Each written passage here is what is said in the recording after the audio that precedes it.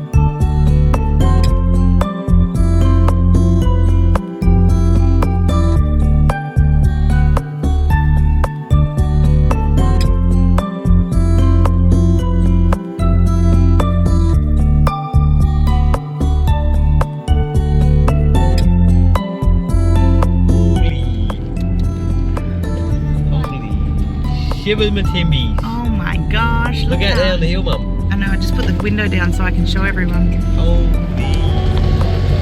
So we are going to pick up our apricots and plums. I don't know what they're called, but they're established. How pretty is this? We've got four from the loveliest people. Oh, they're so sweet, and it was really enjoyable picking up the fruit trees from them.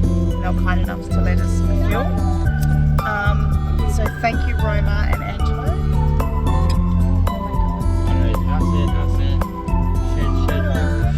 How beautiful is this place? Oh, it's like a shared village. I don't know. Oh, it's a working farm though, love, so I don't know where they are. I'm just going to message him, so... No, okay, so I have and he said it sometimes helped with some of the fussier to mark the direction the sun was in, because that's how they grew, according to them.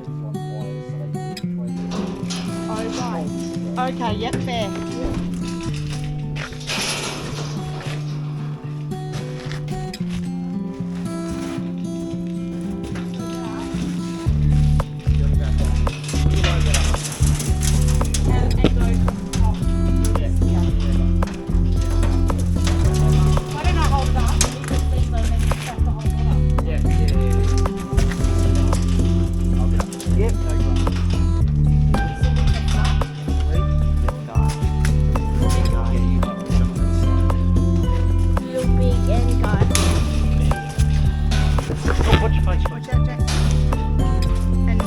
You're going to have to get in and get straps. How? How much? Right, how much, man?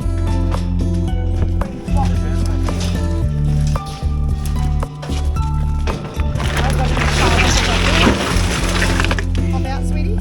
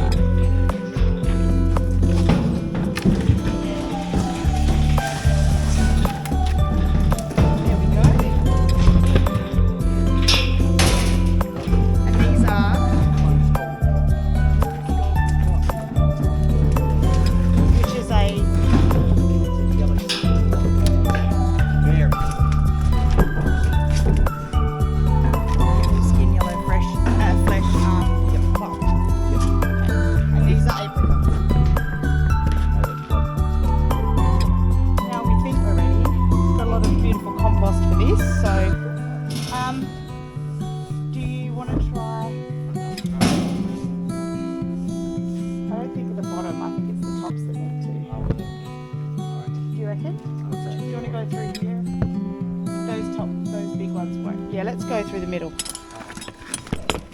So so those big guys don't knock everyone over. All right, long day, but a really great day. So, oh shush. We've got a full trailer full of mature, a little bit more expensive to get them that way, but we'll get fruit by March. Like they'll be setting fruit By March next season. March next year, yeah. But it means we don't have to wait the like ridiculous amount of years that it takes for a tree to mature.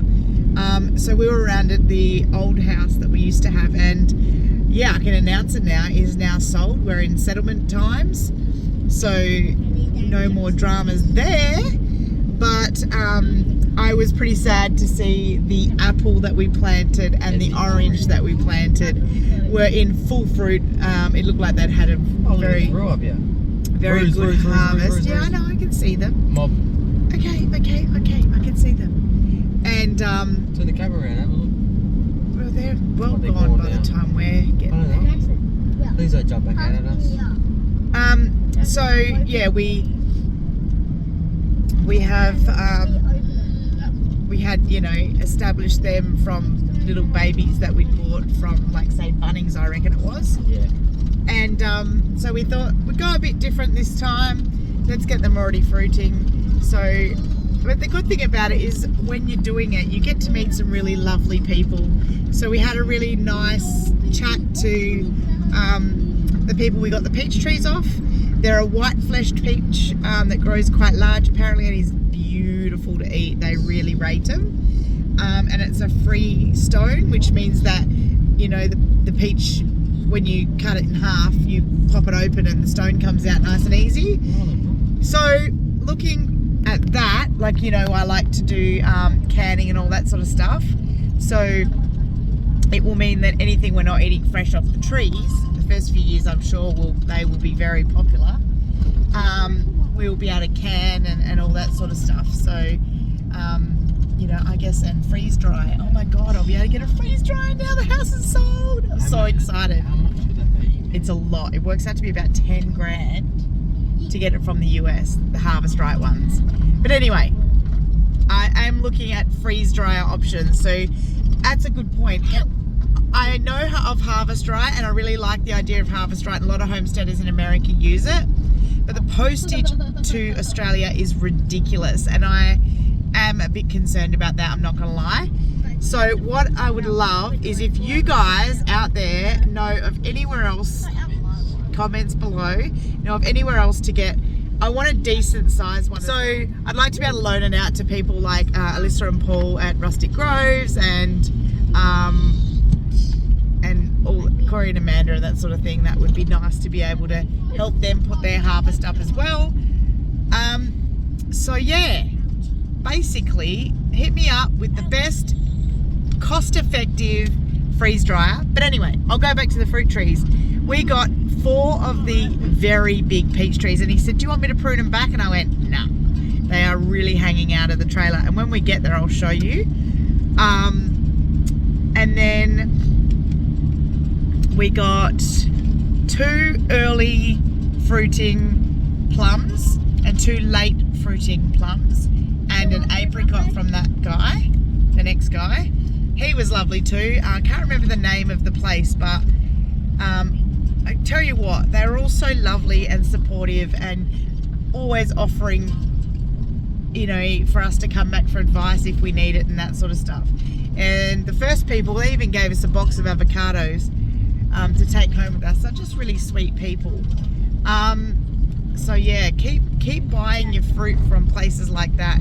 Avoid Coles and Woolies and Aldi and all that, and buy them from your farmers markets. And Support the farmers, yeah. you know, go for a Sunday drive down Pickering Brookway. It's spectacular down there, isn't it? Mm. And you know, stop in and buy fruit from the farms and fill up the back of your car. Or stop and just appreciate the bush. Anyway, and then we got, I went to Costco as well because my very, very best friend Natalie had her birthday this week, and we're having a sleepover this weekend. 40. She's turned 40, isn't that amazing? Nat's so young and vibrant.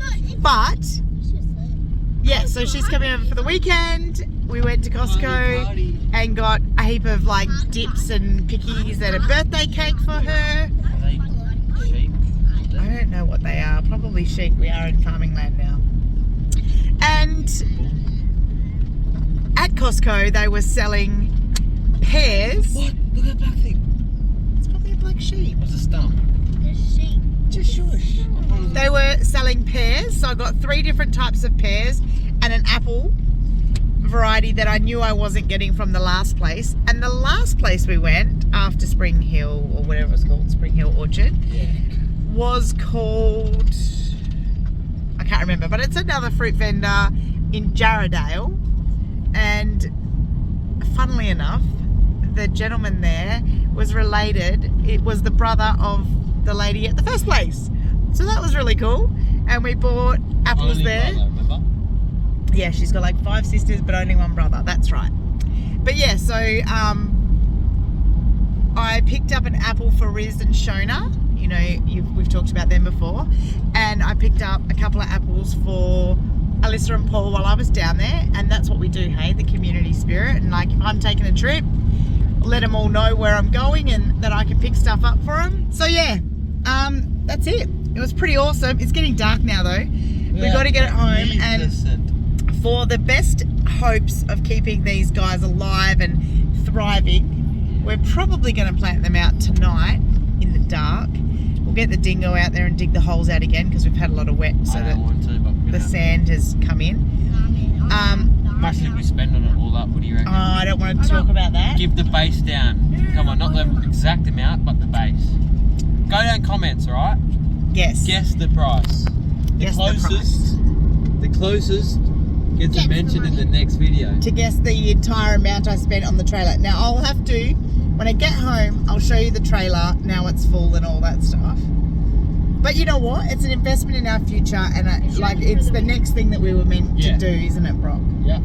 And you know, we're going to transplant the one to Jackman. We were, but we left it for them, and that's all good. We'll start again. They broke the tree. What I need to do now is get some Granny Smith apples and some green varieties of apple. I've got lots of red varieties.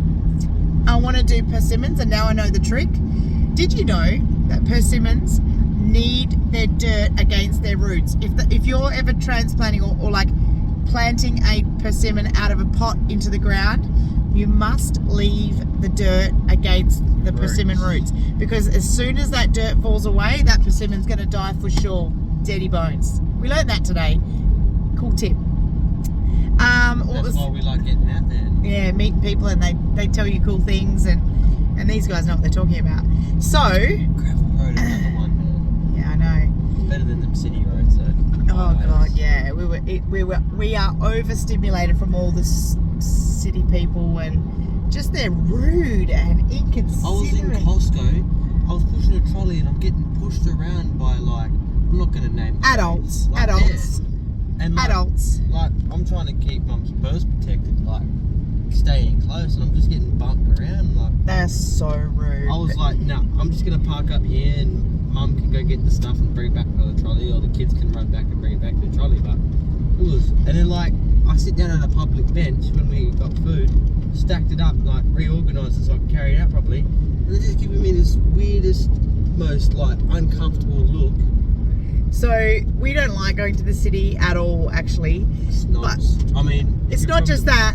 I feel like there's no humility left. There's no human interaction. It's like no one's polite. Like Jackson accidentally walked in front of someone. He said, "Oh, sorry, mate," to an adult, and he just gave him a dirty look and walked aside. Didn't say, "It's okay, mate."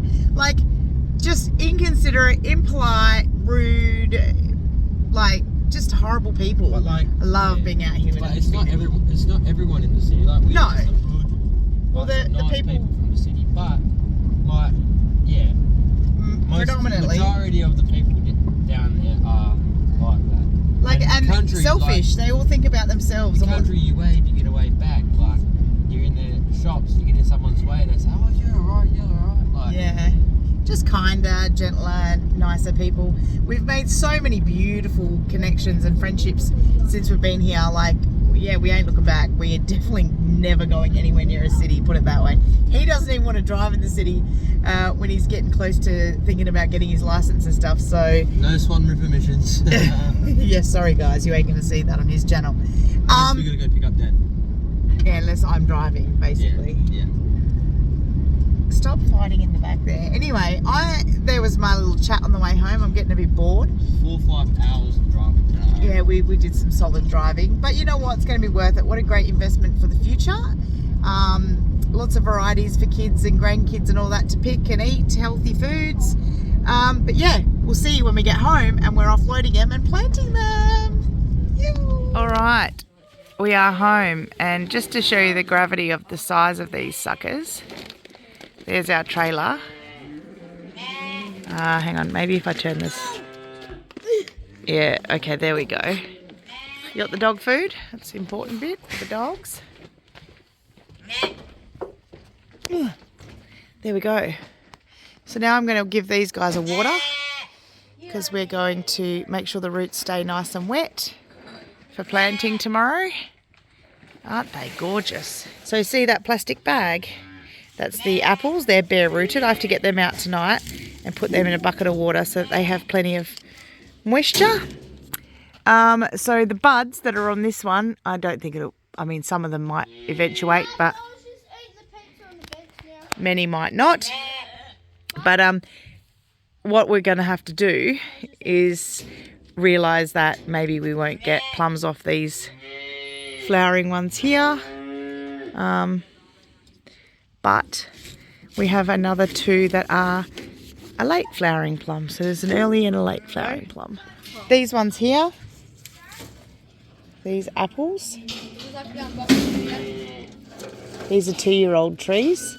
So we will get, she said, you'll get fruit, but don't leave fruit on them. Let them really grow. And then... you know, give them a couple of years of growing. See, all the roots are dry, so we're going to put them in a tub.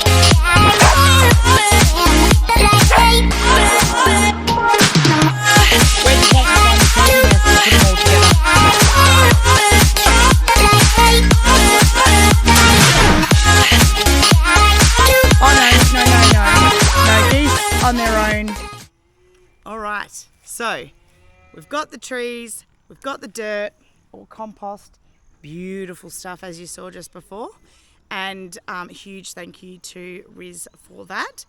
Now Brock's just going to put the auger attachment on the dingo, and he's going to pull all the dirt out of the holes again because we dug them and then it was winter and, you know, rain and whatever washed away. Now you'll notice all this wool. This is where the dogs have a field day. This area, because it's great for gardens and stuff like that, we put all our rotting, decomposing, like guts and fur and stuff like that from when we do slaughters. Wool makes an excellent mulch as well, so it'll all go as part of the organic stuff on the ground to mulch it. I don't like the row idea as far as our place goes. I want them all sort of mixed around, and so they're all fruiting or flowering and things at different times. So yeah, I hope you enjoy that. I'm very excited.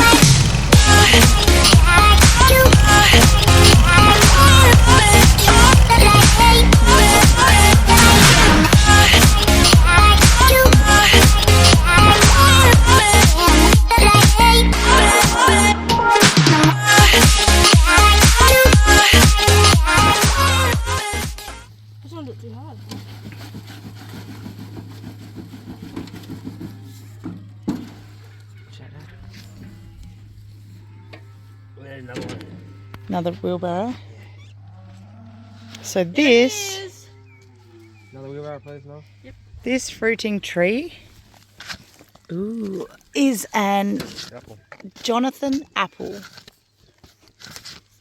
So we're leaving the tags on until I want to do like a map of what's where, because we inherited the rest of the orchard and we kind of don't know, we can't identify some of the trees. Some of them are, I think, where there is a quince, yep. We know that. There's some. Here, I don't know, they're dead. Yep. That's the orange. That's the fig. There, and there's the quince. Over there's a couple trees. That's the plum. My baby. This is my special plum.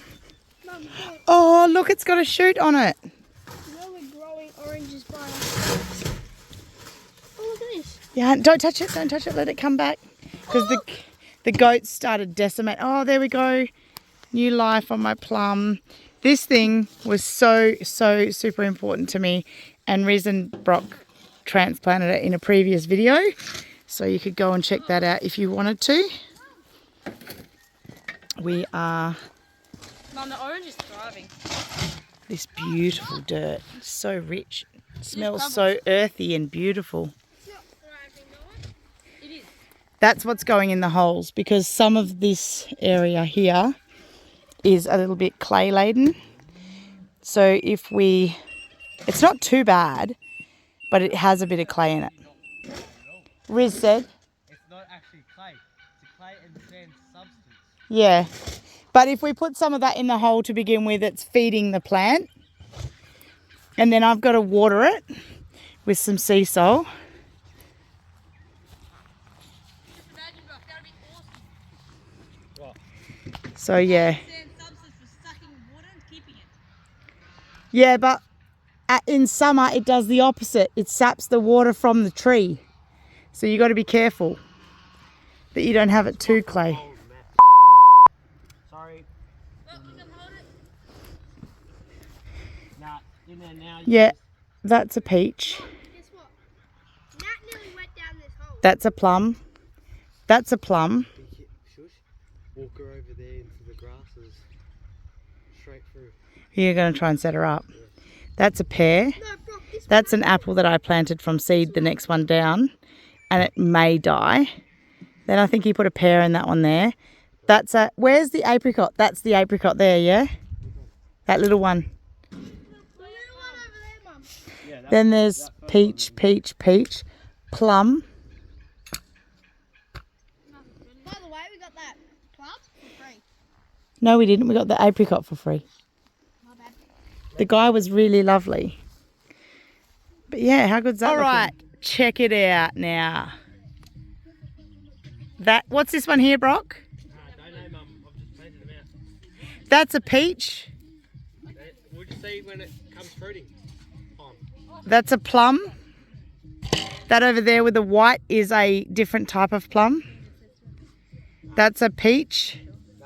That's probably a peach. I take instructions well. So how beautiful is this setting? Hey, Nat.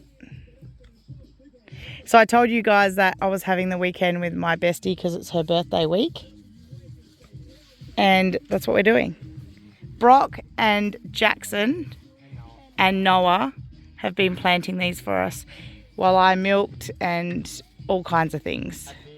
And Oh yeah, and had I'd drinks. just like to say that I contributed to nothing but the drinking. You can, it's your birthday, you can drink if you want to. So yeah.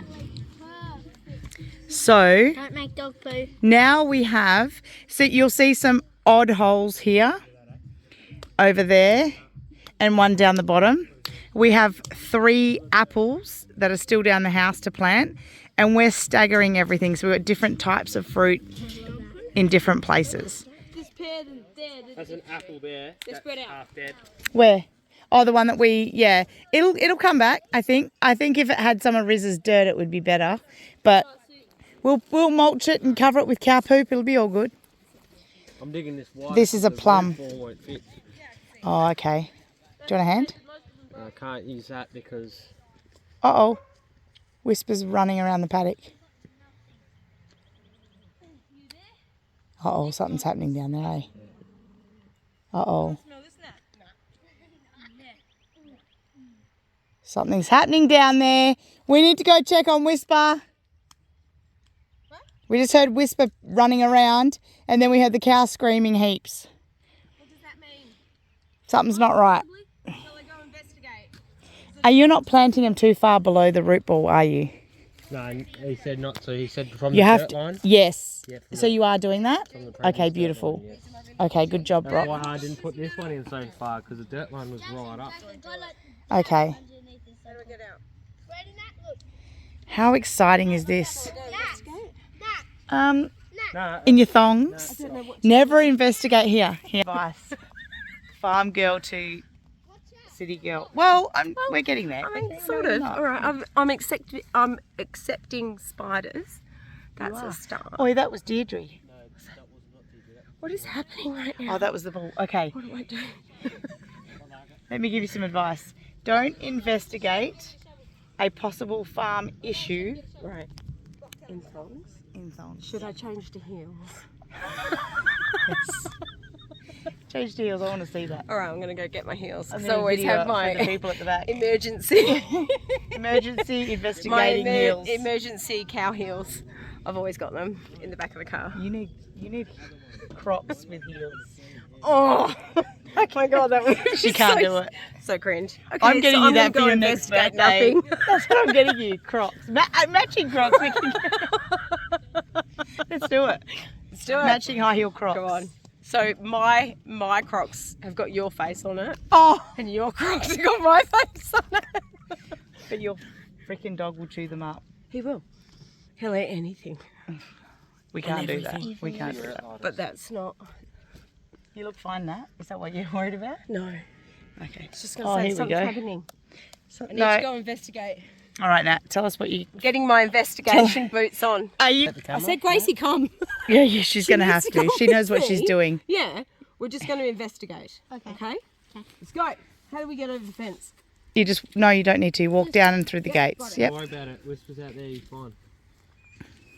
Don't need now. Look at this. Isn't that a beautiful space? And do you think it's time I tell everyone what I'm planning with this area? You've already told her, haven't you? No, I haven't.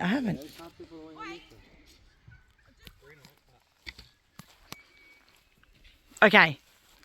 So I'm going to come over here so you can see everything happening behind me. I want to explain what my plan is for this area. I don't know whether you've seen in some of my other videos, just off my back veranda there's a really cool well fenced like cyclone mesh chicken coop, and the one next to it we used to keep the ducks in. We're going to use the same type of stuff, the mesh, the chain mesh, and we're going to fence. This fence is, as you can see, is horrible and broken down and no good. It doesn't keep anything in or out. So this entire section we are going to fence with the chain mesh, and then we've come up with an idea to put our geese and ducks in there, and probably 2 IBCs just down from each other, either on this end because the water's right there. So we're going to put a new spigot up so that it's not at duck height, because we noticed that they're very clever and they figure out how to turn taps on to get water out. They're very, very clever. So we're going to make sure that the tap is not at their height.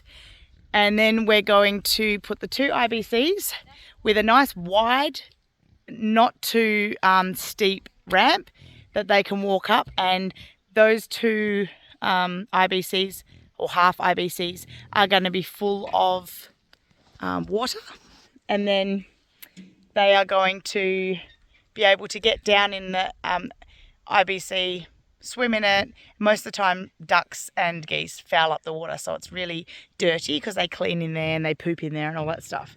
So every couple of days or once a week, depends on what we're doing or when we need to conserve water,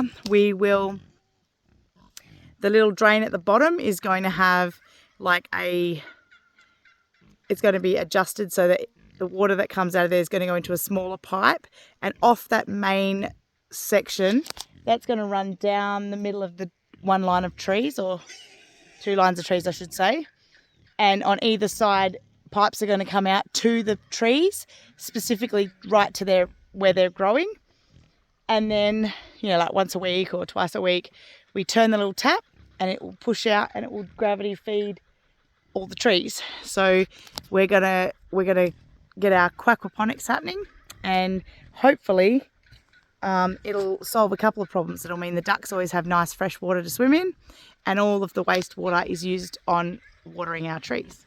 So that is going to be a massive work in progress, obviously, and we will definitely keep you updated with that.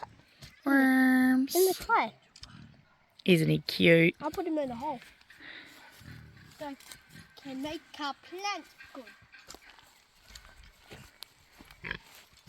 She hasn't got out since you turned it back on.